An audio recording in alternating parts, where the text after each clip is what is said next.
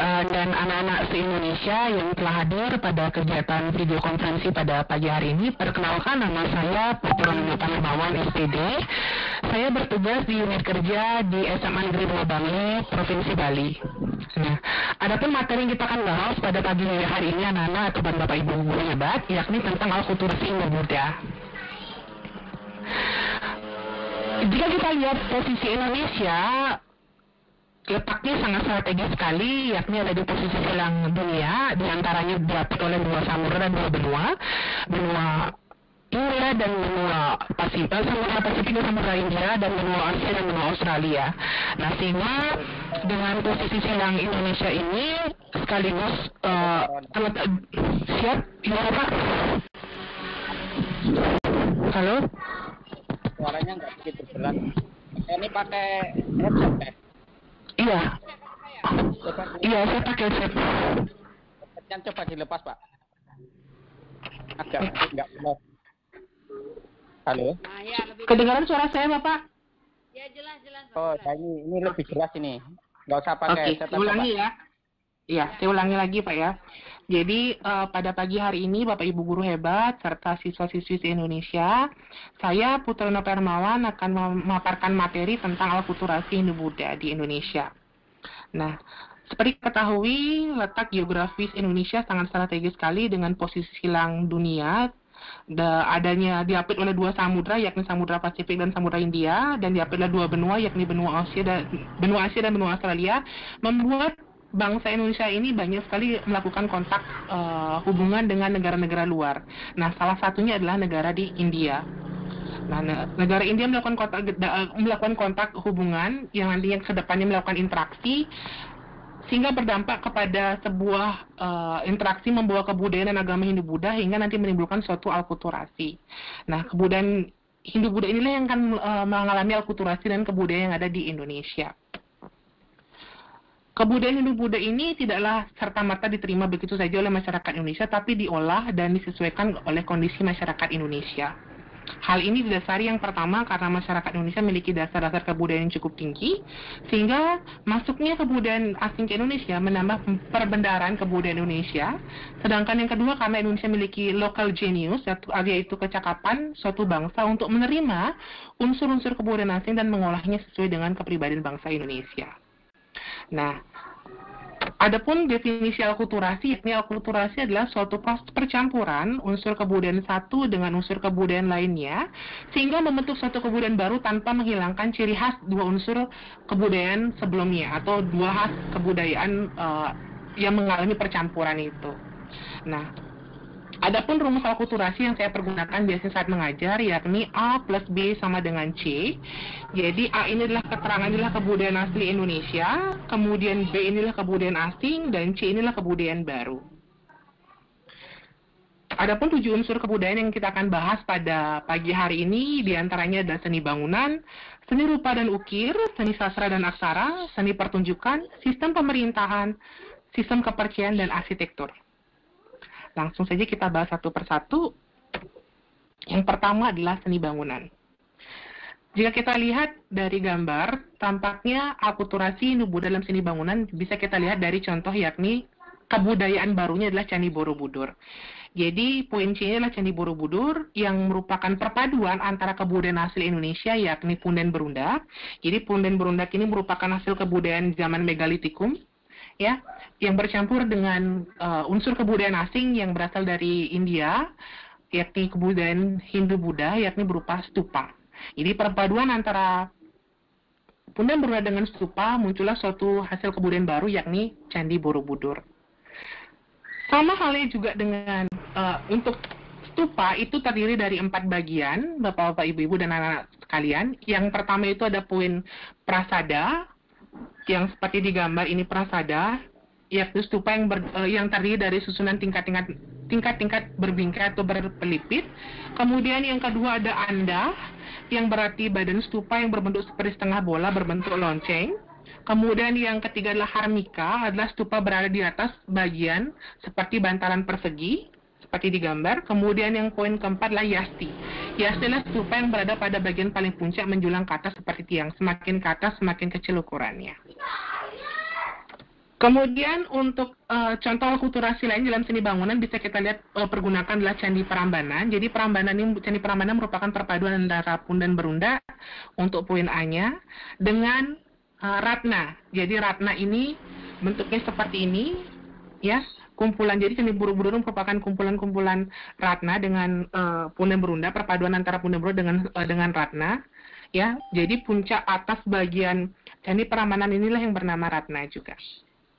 Ya, simbol Ratna ini sebagai simbol bahwasannya alam nirwana atau alam dewa, seperti itu. Kemudian lanjut untuk seni rupa dan seni ukir. Nah, untuk seni rupa dan seni ukir, kita contohkan adalah relief Ramayana yang ada di Candi Prambanan. Nah, relief Ramayana di Candi Prambanan ini merupakan perpaduan antara kebudayaan asli Indonesia, yakni yang menggambarkan keadaan alam maupun flora faunanya yang tergambarkan dalam relief.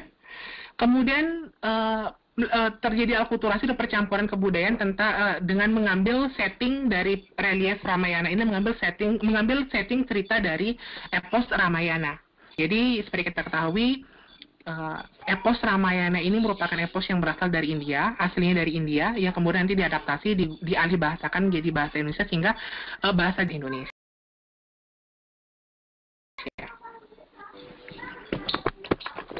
Kemudian untuk seni sastra dan aksara, nah, seperti kita ketahui, kitab Mahabharata maupun kitab Ramayana ini notabene merupakan hasil produk kebudayaan terutama seni sastra dari India, yang masih menggunakan bahasa Sanskerta yang belum tentu bisa dipahami oleh masyarakat Indonesia pada saat itu, sehingga nanti kitab Mahabharata dan Ramayana ini dialih bahasakan menggunakan bahasa Bali kuno ataupun Jawa kuno, sehingga terjadilah suatu bentuk hasil akulturasi dengan gubahan kitab Mahabharata menjadi Kekawin Bharatayuda misalkan, yang menggunakan bahasa Jawa kuno, sehingga nanti masyarakat Indonesia pada saat itu mudah untuk memahami cerita dari epos Mahabharata. Selanjutnya seni pertunjukan. Untuk seni pertunjukan, misalkan contoh akulturasinya adalah sendra tari Ramayana ataupun sendra tari Mahabharata bisa. Nah, sendra tari Ramayana ini merupakan hasil perpaduan dari gerakan tarinya dan properti yang dipergunakan oleh masyarakat Indonesia pada saat itu memang khas Indonesia, bukan khas dari India. Yang dari Indianya mengambil cerita atau eposnya baru dari Ramayana yang merupakan produk hasil dari India.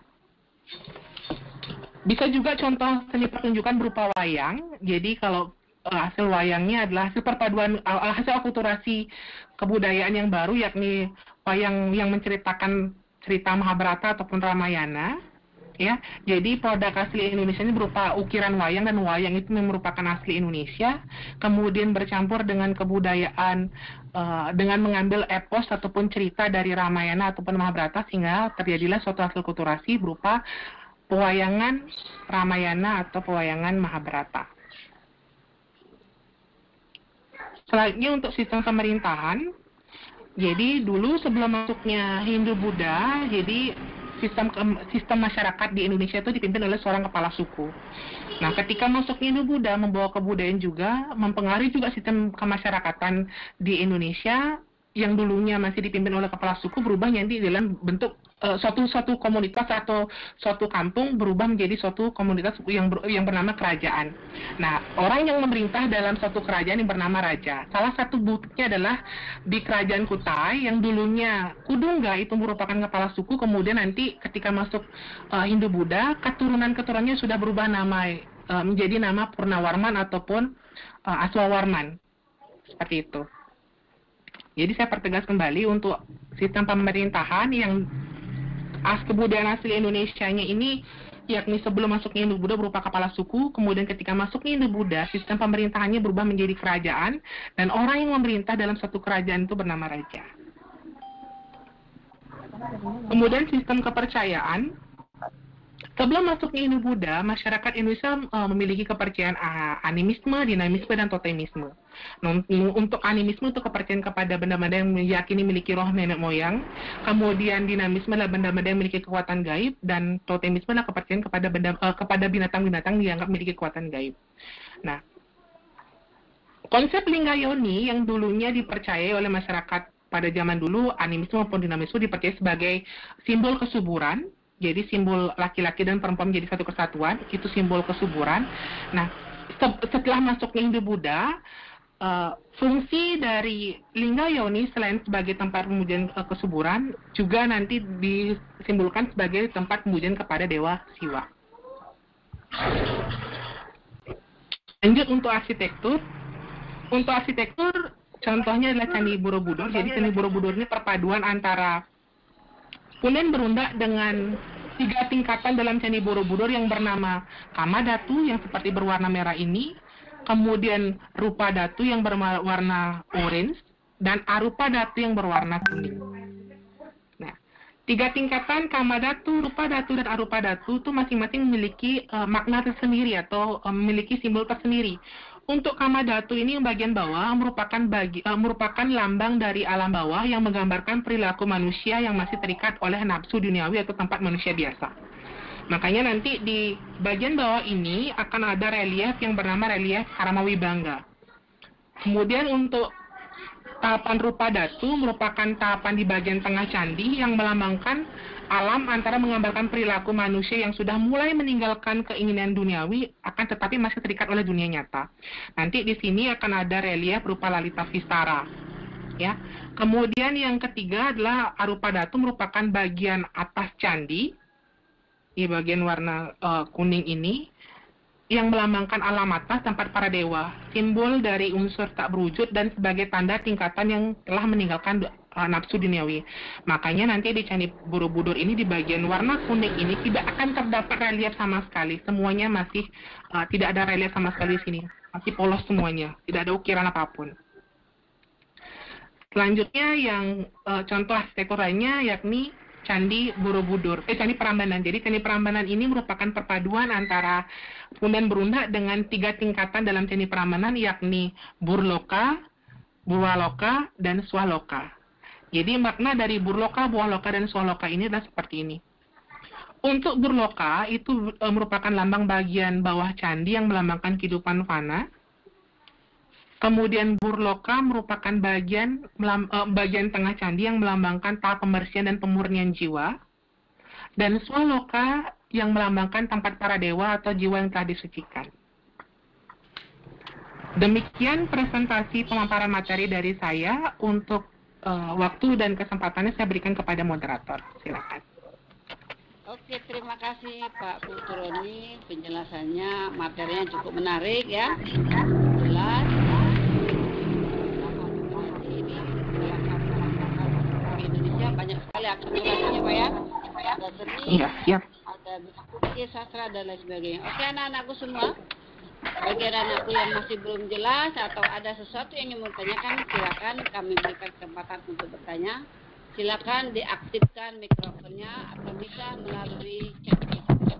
Oke, dipersilakan. Ya anak-anak semua, yang mau bertanya kami silakan. Boleh diaktifkan mic-nya, nak.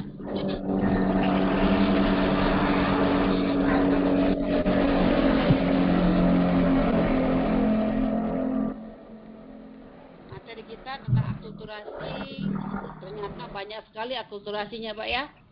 Iya, Ibu. Ini hanya berbentuk seni saja, ternyata banyak juga ya. Iya, ada. Iya. Sastra ya. Baru tahu saya kalau banyak seperti ini. Menarik sekali Pak ini sejarah yang untuk kita pelajari.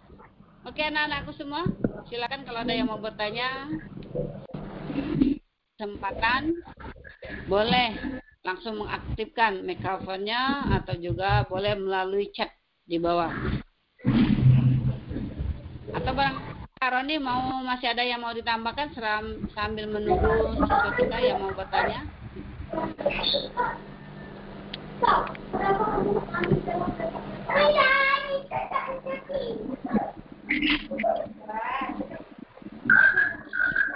Oke, silakan Pak. Barangkali ada. Pak Roni nggak usah buka chatnya Pak. Oh iya, siap. Ya, biar rekamannya bagus. Buka PPT-nya aja. Siap. Nanti biar dia yang menyampaikan jika ada yang mau bertanya. Nah, gitu. Tampilkan PPT-nya aja. Gini lebih cantik ya. Terus kalau katanya ya, sedangkan ada seorang cewek tempat tersebut. Kalau masih ada Pak yang mau diantar anak-anak kalian, Ada Iris Spot 2, kontak listrik siapa-siapa. Wow. Mungkin kalau kita bertemu dengan maka terjadi dengan sendirinya. Kita lagi. Kucing, Mel, kamu tahu nggak dari mana? Tanya boleh nggak Pak? Kenapa? Bukan saya. Kalau tadi kan dalam bidang kepercayaan jadi udah ada Pak ya. Siap ya. Yang lainnya. Untuk bidang kepercayaan ya. Oke, untuk bidang kepercayaannya. Oh siap. Mau bertanya silakan. Halo, Lestari silakan mau bertanya. Ya udah, kalau nggak langsung jawab aja Bu. Oke, untuk contoh akulturasi di bidang kepercayaan itu Bu ya, sistem kepercayaan Bu ya. Enggak, kira-kira. Oke, iya. Kalau misalkan Hilang. tumpak landep untuk masyarakat tumpak landep. Tumpak landep ini sebelum masuknya Hindu-Buddha kan ada kepercayaan yang bernama animisme maupun ya. Sebelum masuknya kepercayaan Hindu-Buddha kan masyarakat Indonesia memiliki kepercayaan yakni animisme, dinamisme, dan totemisme. Nah, tumpak kandang ini jika dilakukan setiap hari, jika dilihat upacaranya yakni pemujaan kepada benda-benda ya, benda-benda terutama yang terbuat dari besi-besian. Nah, sebelum masuknya Hindu-Buddha kan itu tiga kepercayaan animisme, dinamisme, dan totemisme. Nah, dinamisme inilah yang bisa kita fungsikan sebagai pemujaan terhadap benda-benda yang memiliki kekuatan gaib gitu. Nah, ketika Hindu-Buddha masuk, jadi filosofi pemujaan kepada benda-benda miliki kekuatan gaib ini berubah gitu, berpindah pemahaman yakni kepercayaan kepada dewa-dewa. Nah, untuk upacara tumpak landep ini disimbolkan sebagai tempat pemujaan kepada Hyang Pasupati. Jadi simbolik Dewa Siwa atau Hyang Pasupati. Seperti itu, Lestari?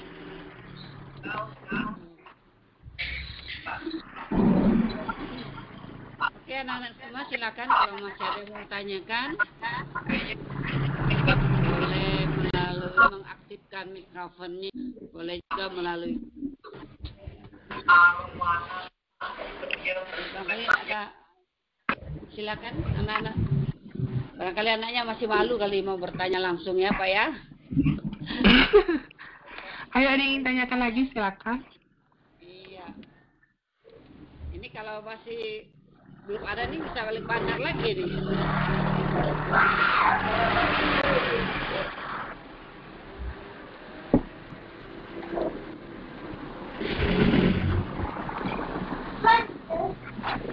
Oke, kalau nggak ada ini tadi kan dalam bidang jenis sastra Pak ya. Iya. Kira ada nggak akulturasi Hindu-Buddha itu selain yang Bapak jelaskan tadi di bidang kesenian? Soalnya saya tahu Hindu-Buddha ini banyak sekali loh kesenian dan sastranya. Oke. Iya. Oke, baik. Terima kasih. Jadi yang paling mudah untuk dipahami oleh siswa yang memang dekat dengan lingkungan siswa seperti saya paparkan barusan, yang pertama misalkan sendera tari. Oke. Pak, suaranya gemer. Baik. Mikrofon Ya. Pakai speaker ini, headset ya. Ya, ini saya sudah pakai. Jadi untuk contoh akulturasi bidang kesenian, selain yang saya paparkan tadi, memang sangat mudah sekali di lingkungan siswa. Misalkan tari-tarian juga ada. Tari-tarian, misalkan tarian Dewa Siwa gitu, misalkan ada tarian Dewa Siwa misalkan. Gerakan tarinya kan itu gerakan tari dan properti juga khas Indonesia kan. Untuk kepercayaan Hindu-Buddhanya kan itu berasal dari India. Jadi segala perwujudan Dewa Siwa dalam gerakan tari itu dengan menggunakan properti seperti produk hasil Indonesia terutama di Bali gitu misalkan. itu merupakan contoh kesenian. Gerakan tarinya khas Indonesia atau khas Bali, tapi dari segi cerita yang diambil mengambil dari cerita-cerita yang berasal dari India, terutama tentang bagaimana kisah Dewa Siwa itu. Seperti itu, Ibu. Oh iya, bagus sekali ya. Kalau saya jujur aja Pak ya, saya nggak tahu persis apa yang mana yang kebudayaan Hindu, mana kebudayaan Buddha. Karena saya masih bingung. Saya nggak tahu mana yang jelasnya. Kira-kira ada nggak? Baik, Ibu. Iya. Kalau Hindu ciri khas kebudayaannya seperti ini. Kira-kira kalau Buddha begini. Kalau saya nggak tahu. Taunya ini loh, yang mana Buddha, yang mana Hindu, sama aja. Oke. Yang paling mudah untuk memahami yang mana Hindu, yang mana Buddha, yang pertama dari tempat ibadahnya ada dulu, Bu, yang paling gampang. Seperti di gambar ini kan, ini pura, ini sang Buddha Gautama, itu kan sudah dari segi simbol-simbol itu sudah bisa dibedakan. Kemudian kalau kita melihat dari candi, kalau candi khasnya pasti stupa, Ibu. Sedangkan kalau yang Hindunya pasti ada ratnanya, seperti itu. Kemudian apalagi ya? Dari struktur juga bangunannya, Ibu. Untuk Candi Borobudur ada 3 tingkatan yang bernama Kamadhatu, Rupadhatu, dan Arupadhatu. Sedangkan kalau konsep di Hindu itu ada 3 tingkatan, yakni Burloka, Buah Loka, dan Swaloka, seperti itu. Udah tingkatannya udah beda ya? Sudah ada pembedanya, kok. Dari kitab sucinya juga beda. Sudah kelihatan beda juga, Ibu.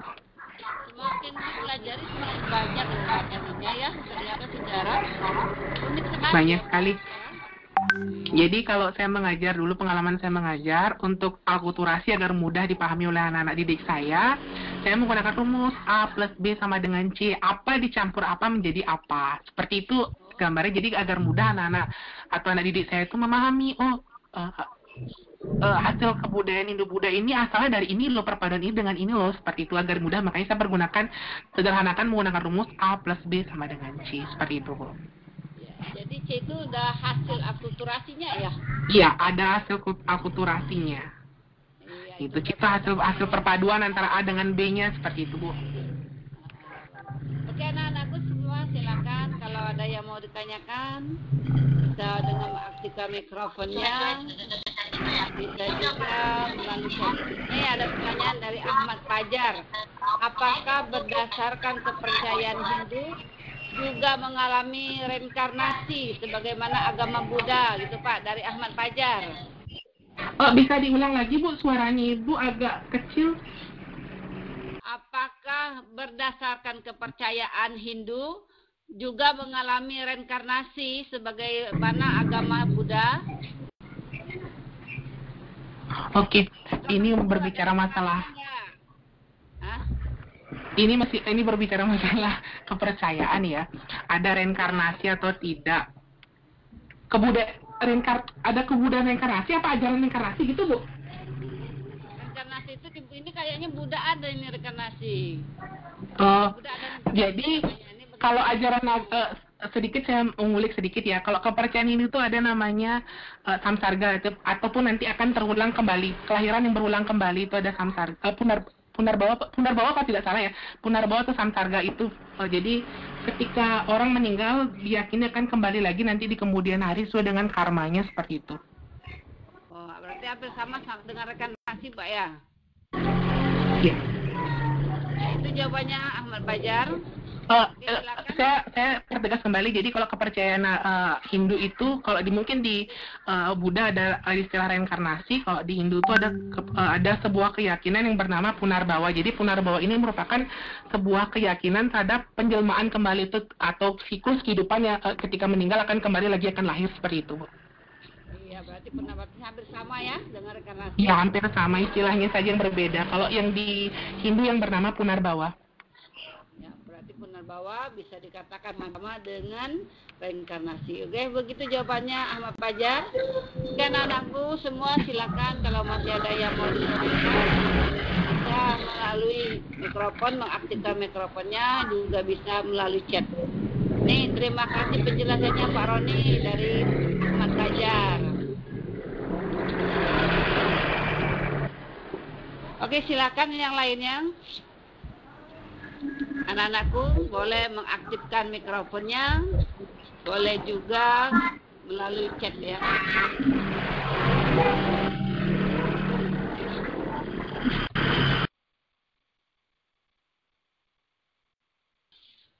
Semua mikrofon udah saya aktifkan. Halo?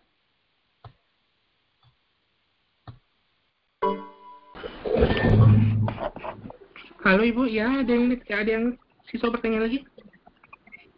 Ini kayaknya masih persiapan bertanya nih. Udah, kalau nggak ada ya kita kembali bandar dulu ya, sambil nunggu Paroni ya. Kita dibagi cerita, sharing lah gitu. Kira-kira Pak, kalau tadi kan Paroni bahasnya tentang Hindu Buddha. Paroni anak Hindu ya? Halo? Halo? Iya Ibu, ada apa Bu? Saya jelas ya? Kecil sekali kalau di saya nangkepnya, soalnya saya kalau nggak pakai headset nanti nggak kedengeran suaranya Bu. Oh gitu. Gini, saya kan agama Islam gitu. Ada nggak kira-kira akulturasinya dengan agama itu? Dengan Islam. Bisa diulang Bu, gimana Bu? Ada nggak akulturasi agama Hindu dengan Islam? Oh, ada itu Bu. Ada. Tapi itu di beda materi Bu ya, sebenarnya ini beda materi nanti. Hanya pengayaan aja lah. Itu ada sih Bu, itu materinya akulturasi Islam. Jadi kalau salah satu contohnya misalkan itu dari segi bangunan, yakni ada sebuah masjid di seputaran Pantura, Jalan Pantai Utara Jawa, itu kan ada masjid yang khasnya adalah atapnya Bu. Kalau selama ini setahu saya kan kalau masjid pada umumnya kan berbentuk kubah atau Ka'bah kan Bu. Ya. Nah, tapi kalau di masjid yang di sekitar Pantai Utara Jawa itu berbentuk seperti tumpang Bu. Meru gitu. Itu ya. Ya, itu contohnya. Berarti sudah akulturasi dengan Hindu ya gitu ya? Ya, itu sudah akulturasi Hindu. Jadi kan perkembangan sejarah Indonesia itu kan dulunya jadi masa praksara, berubah masuk Hindu Buddha, baru Islam, kan seperti itu Bu. Jadi kalau akulturasi Islam itu perpaduan antara kebudayaan Hindu Buddha yang sudah ada di Indonesia dengan kebudayaan Islam. Seperti salah satu contohnya di seni bangunan ini Bu gitu. Kalau seni bangunan ada sebuah masjid di sekitaran Jalan Pandai di Pantai Utara Jawa itu ada masjid yang berbentuk seperti masjid, tapi atapnya yang berbeda Bu. Kalau yang selama ini kita ketahui atapnya berbentuk kubah atau Ka'bah, sekarang ada yang berbentuk seperti tumpang atau meru seperti itu Bu. Ternyata ada juga ya. Tapi di lahan itu di tempat saya belum ada yang seperti itu. Makanya saya tanyakan tadi. Berarti ada juga berarti ya. Oke anak-anakku semua, silakan kalau ada yang mau bertanya melalui mikrofonnya atau juga bisa melalui chat berikut. Kami persilakan. Atau Pak Roni barangkali masih ada lagi yang mau ditambahkan penjelasannya boleh. Ya, baik, oke. Jadi ketika masuknya Hindu Buddha di Indonesia itu pada dasarnya ada. Oke, ada pertanyaan Ibu. Nah ini ada dari Iza Afrika. Assalamualaikum Ibu. Saya mau bertanya, sebelum Islam masuk ke Indonesia, bagaimana cara pemakaman orang yang sudah meninggal? Ini kok masuk Islam dianya? Ya, karena Ibu tadi menyinggung masalah Islam. Hindu Buddha ya. Jadi bagaimana pemakaman Hindu Buddha sebelum Islam masuk gitu. Oke, silakan Pak dari Aiza Afkarina. Oke, baik, terima kasih Ade Isa. Jadi sebelum masuknya Islam kan masih itu kepercayaan masih Hindu Buddha itu Ade. Untuk prosesi kematiannya, kalau saya ambilkan contohnya yang ada di Bali ya, itu ada dua proses cara pemakamannya. Ada yang sama seperti di Islam, dikubur langsung, dikebumikan langsung. Ada yang menggunakan istilah ngaben atau dibakar seperti itu. Oh, itu ya. Nah, itu jadi ya. Ada yang ngaben, ada yang dikubur biasa normal seperti ya. Oke, silakan. Tapi kalau Tapi kalau sebelum lagi masuknya Hindu Buddha, itu ada juga proses penguburannya. Ada penguburan menggunakan media berupa sarkofagus, kubur batu, pandusa, waruga, seperti itu. Kalau sebelum masuknya Hindu Buddha, jadi ketika masih masa praksara seperti itu, adik. Itu panduga itu maksudnya apa ya? Iya, Bu. Ulang, Bu. Ada apa, Bu? Panduga itu maksudnya apa itu? Waruga. Jadi waruga itu sebuah peti kubur yang berbentuk kubus memiliki atap. Itu terdapat di Minahasa, Ibu. Oh, gitu ya. Ya, itu masih kebudayaan masa praksara, Bu. Belum bukan Hindu Buddha itu. Jadi Ya, sebelum masuk Hindu Buddha. Ya? Iya, sebelum Hindu Buddha masuk kan ada masa praksara. Jadi masa praksara inilah nanti ada hasil kebudayaannya berupa waruga, sarkofagus, peti kubur batu. Nah, media-media inilah yang dipergunakan dalam kegiatan penguburan pada saat itu. Jadi ada dua sistem penguburan, ada primer, ada sekunder. Untuk primer yang langsung dikebumikan, sedangkan yang primer dikebumikan sementara, kemudian diambil lagi tulang belulangnya lagi dikebumikan lagi, seperti itu. Oke, demikian jawabannya dari Pak Roni. Gimana anakku Ahmad Fajar? Sudah bisa dipahami? Aduh. Kalau masih ada yang mau ditanyakan silakan. Oke, ini yang Ahmad Fajar ya. Saya cek apakah menurut Bapak selamatan kematian 740 dan 100 hari dalam Islam merupakan agama Hindu? Ini sebenarnya ini masuk ke kebudayaan Islam ya, akulturasi Islam, bukanlah akulturasi Hindu Buddha ya sebenarnya materinya. Tapi saya akan mencoba. Ya, ini udah percampuran agama ini ya, sudah percampuran agama Hindu dengan Islam ini. Iya, udah sebenarnya materinya tapi nggak apa-apa deh. nggak apa-apa, oke, saya coba saja. Memang ada di akulturasi Islam dalam bidang upacara, memang ada sebuah akulturasi percampuran juga, terutama di kegiatan upacara kematian juga iya masuk juga. Itu ada juga di Hindu juga ada 7 hari, 40 hari, 100 hari juga ada seperti itu, Nak. Gitu. Oh, sama seperti Islam juga ya? Ya, tapi caranya yang berbeda, itu saja intinya, Bu. Caranya saja yang berbeda. Mungkin kalau Islam membacakan apa gitu, kalau di Hindu juga beda gitu aja, Bu. Konsepnya sama. Ada. Oke, begitu jawabannya. Ahmad Fajar, silakan kalau masih ada yang lain lagi bisa. Jadi saya ingin melanjutkan kembali, Bu, ya. Masuknya Hindu Buddha itu pada dasarnya ada dua teori, yakni teori Indonesia aktif dan teori Indonesia pasif. Teori Indonesia aktif diartikan bahwasanya masyarakat Indonesia mencari langsung atau mempelajari langsung ajaran agama Hindu Buddha langsung ke India. Ini bisa dibuktikan lewat prasasti Nalanda yang ada di Kerajaan Sriwijaya, yang menyebutkan bahwasanya Raja Balaputra Dewa itu mendirikan sebuah asrama bagi penduduk-penduduknya yang belajar agama Hindu Buddha di India, di Kalkutta, India. Kemudian ada satu teori lagi yang bernama teori pasif. Jadi teori pasif ini menjelaskan bahwasanya masyarakat Indonesia ini menerima pengaruh ataupun ajaran agama Hindu Buddha di Indonesia. Di teori pasif ini dibagi menjadi 4 teori, yakni teori Brahmana, Ksatria, Waisya, dan Sudra. Seperti itu, Bu. Oh, berarti 4 teori itu teori pasif dong ya?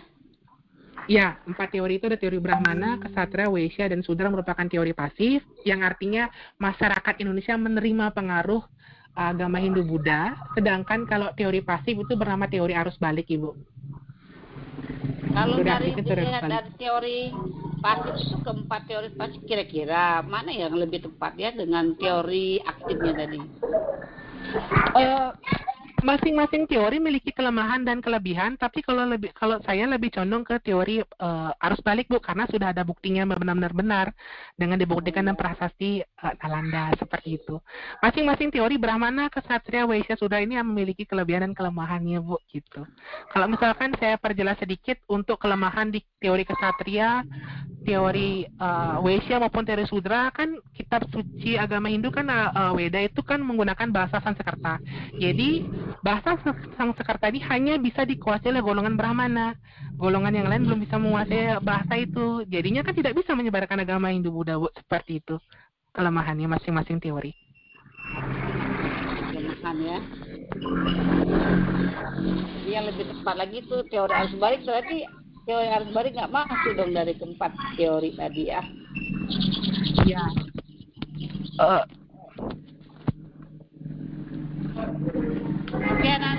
silakan kalau masih ada yang mau ditanyakan.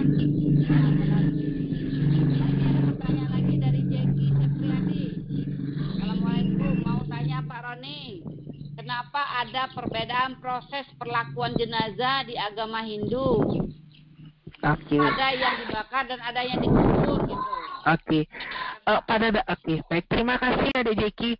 Pada dasarnya prosesi penguburan ini merupakan prosesi dibakar ini merupakan suatu proses kelanjutan dari proses penguburan seperti itu Bu sebenarnya. Oh gitu ya. Iya, jadi sebagian besar masyarakat Hindu yang di Bali, yang utama sekali sebenarnya sih dibakar Bu ya. Yang paling utama sebenarnya dibakar, sebagian besar masyarakat sebenarnya dibakar. Tapi jika kita lihat upacaranya, ngelihat biaya dan sebagainya, bisa dilakukan dengan penguburan dulu, nanti baru dilakukan pembakaran atau ngaben istilahnya kalau di Bali. Ngaben ini bisa dilakukan jika miliki biaya yang mencukupi, bisa dilakukan sendiri atau bisa dilakukan bersama-sama gitu Bu. Kalau ngaben di Bali itu ada ngaben massal, ada ngaben untuk yang mampu bisa sendiri dia melakukan proses pengabenan gitu Bu. Jawabannya Pak Jeki Septriadi ya. Itu satu satuan kelanjutan soal. Kalau masih ada lagi yang mau tanyakan, boleh melalui mikrofon langsung, boleh melalui chat, kami persilakan buat anak-anakku yang hebat-hebat semua. Oke, dipersilakan ya. Sambil menunggu pertanyaan kali Pak, boleh kita lanjut lagi Pak Roni kalau masih ada yang mau ditambahkan. Iya. Jadi untuk penyebaran agama Hindu Buddha itu ada dua jalur, yakni jalur darat dan jalur laut. Gitu loh. Kalau kita mengadut kepercayaan yang pasif, ya teori yang pasif, itu ada dua teori, yakni ada dua jalur, yakni jalur darat dan jalur laut untuk penyebaran agama Hindu Buddha gitu. Oh iya, ada dua jalur ya. Di laut dan jalur darat. Kalau jalur darat melalui apa deh Pak? Untuk jalur-jalurnya, jalur laut maupun jalur darat, saya jelaskan Bu sedikit ya untuk jalur-jalurnya, meskipun di PowerPoint tidak ada ya. Untuk jalur darat itu penyebarannya agama Hindu Buddha mengikuti perdagangan jalan sutra atau Silk Road, itu mengikuti jalur itu, karena ini kan perdagangan Bu. Lalu jalur sutra dari India kemudian ke Tibet, terus ke utara hingga Cina, Jepang dan Korea. Ada juga yang dari India Utara menuju Bangladesh, Myanmar, Thailand, Semenanjung Malaya, lalu berlayar menuju ke Indonesia. Gitu. Karena dulu kan masih tabu untuk pelayaran itu Bu, nanti ada perompak dan sebagainya, maka dibukalah sebuah jalur darat yang bernama jalur sutra. Jalur sutra pun inilah diawali oleh perdagangan sutra yang ada dari Cina gitu Bu. Semakin kita perdalam, semakin banyak dong materi sejarah ya. Nggak habis kayaknya kita melebar ini. Melebar sekali ini. Kita mengerucut, karena melebar ini sejarah. Melebar ini. Sejarah memang harus orang yang hebat, daya ingatnya memang yang harus sudah super ini kayaknya. Ini sejarah ini menarik sekali, panjang ini akar-akarnya itu. Jadi, menurut saya ini kalau guru sejarah ini mesti orang yang memang daya ingatnya ini memang sudah harus super ini. Kalau nggak bisa kewalahan kalau nggak seperti ini loh Pak. Semakin ditanya kok malah semakin lebar lagi. Ini lebar lagi, waduh nggak ada nih. Oke anak-anakku semua yang mau bertanya silakan, boleh melalui chat, bisa boleh dengan cara mengaktifkan mikrofonnya, bisa bertanya langsung dengan Pak Roni.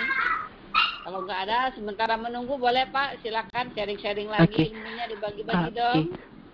Sedikit info juga untuk masalah proses penguburan. Ada salah satu penguburan yang sangat khas sekali di wilayah tempat saya bekerja, tepatnya di Desa Trunyan. Coba deh nanti adik-adik atau Bapak Ibu guru hebat yang ingin tahu bagaimana prosesi penguburan yang ada di Trunyan, itu sangat khas sekali. Saya tidak bisa memperlihatkan gambarnya seperti apa, nanti silakan cek saja di Google, itu proses penguburan di Trunyan itu sangat unik. Jadi penguburannya itu paling khas, paling berbeda di Bali. Gitu.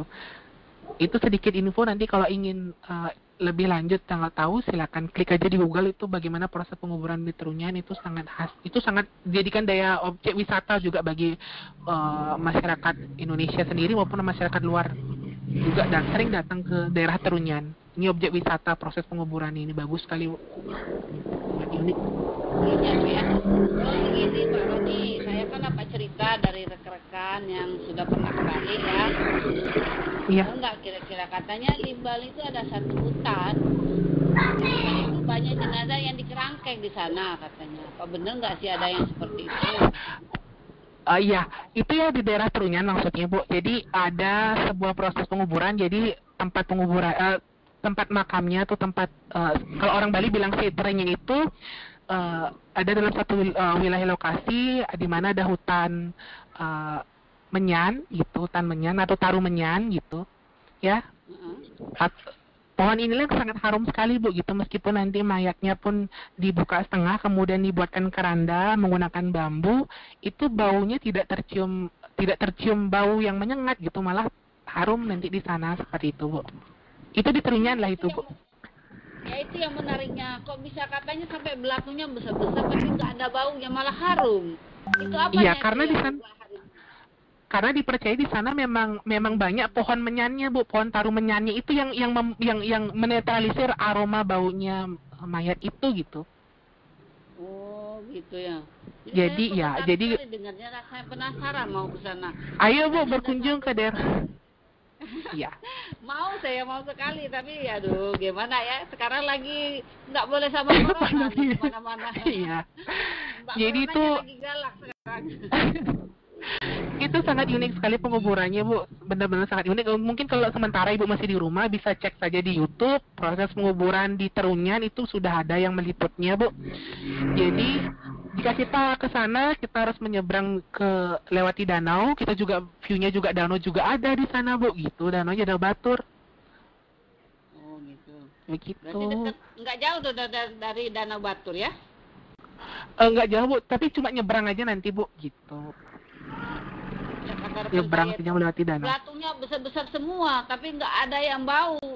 Sementara kita jangankan mau manusia, laler aja bau. Kok di situ nggak ada baunya? Itu dah karena penasaran loh mau ke sana.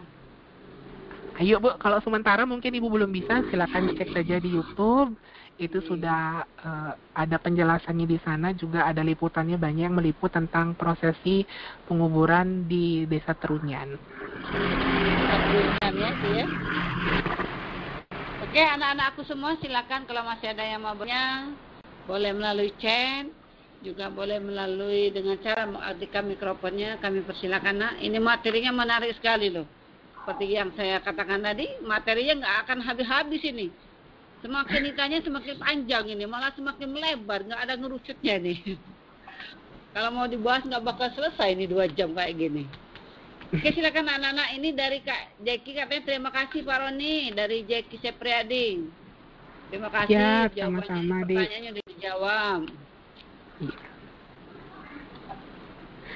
Kita Jadi masih punya waktu 4 menit lagi, Pak. Silakan kalau belum ada yang tanya. Kalau di luar dari konteks materi Indo-Buddha, Bu, ya. Kalau rumusnya di Indo-Buddha tadi kan di layar kan A plus B sama dengan C.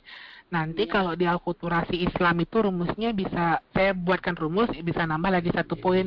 Bisa menggunakan rumus A plus B sama dengan C, atau bisa juga A plus B plus C sama dengan D. Seperti itu, Bu. Udah nambah ya? Iya. Iya. Jadi A dengan B menghasilkan C, A plus B plus C juga menghasilkan D, berarti gitu ya? Iya, ada juga rumus saya pergunakan seperti itu kalau mengajar ke siswa-siswi saya. Oh, jadi dengan seperti itu lebih mudah. Iya, ada Isa, silakan. Iya. Gitu. Jadi kalau menggunakan rumus lebih mudah, Pak ya. Oke, Bapak Ibu, mungkin anak-anakku semua, waktu kita masih ada 3 menit. Kalau masih ada ini apa nih? Dari Assalamualaikum, Bu, saya mau bertanya lagi. Tadi saya lihat di Google, di penguburan di Desa Trunyan itu yang meninggalnya wajar saya. Kenapa bisa begitu, Bu? Yang meninggalnya wajar gitu. Maksudnya apa nih? Jadi untuk yang ada di di Trunyan itu tempat pemakamannya itu dibagi, Bu. Sebenarnya ada memang khusus untuk yang di tempat yang seperti Ibu katakan tadi atau yang saya ceritakan tadi, itu memang khusus untuk yang khusus untuk meninggal yang wajar saja. Tapi kalau meninggalnya misalkan karena kecelakaan atau mungkin bunuh diri, itu lain tempatnya, Bu, gitu.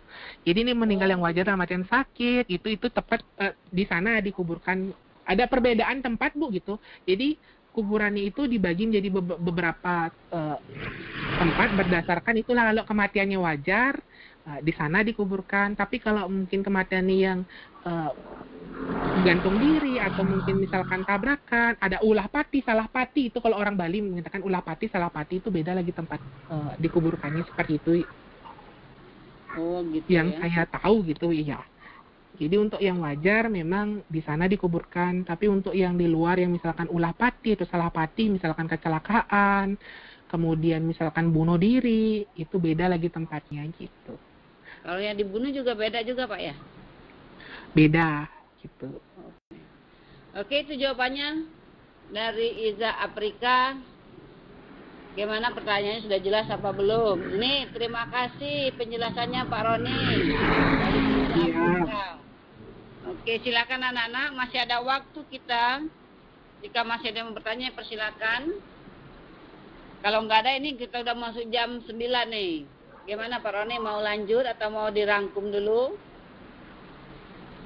Baik, silakan ke Ibu.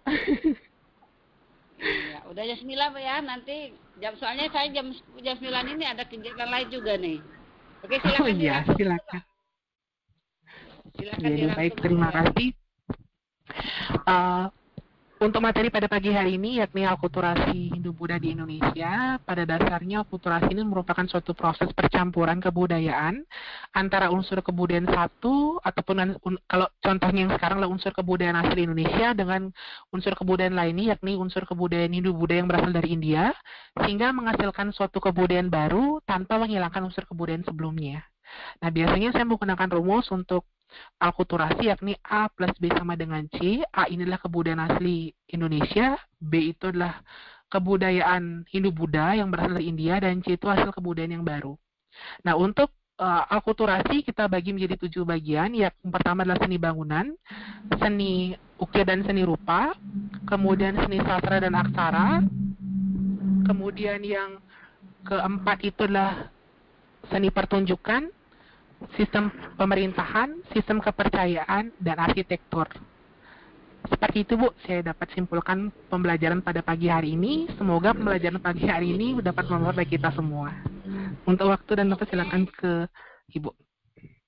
Oke, terima kasih Pak Puturoni Nova Herwansyah SPD. Sudah cukup sekali materinya, menarik sekali. Mudah-mudahan apa yang disampaikan bisa kita pahami bersama-sama dan bisa diingat menjadi ilmu yang berkah bagi kita semua. Saya sebagai moderator, Ibu Dr. Anda Sukmawati, mohon maaf jika ada salah. Dan pada Allah saya mohon ampun. Mari kita tutup dengan sama-sama. Alhamdulillah. Selamat pagi semuanya. Demikian kegiatan pikun hari ini. Mudah-mudahan membawa berkah. Sekian dan terima kasih. Oke, terima kasih Pak Roni. Nanti diisi link absennya Pak ya. Siap, Ibu. Baik, terima kasih ya Bapak Ibu guru hebat dan siswa-siswa semuanya sudah hadir.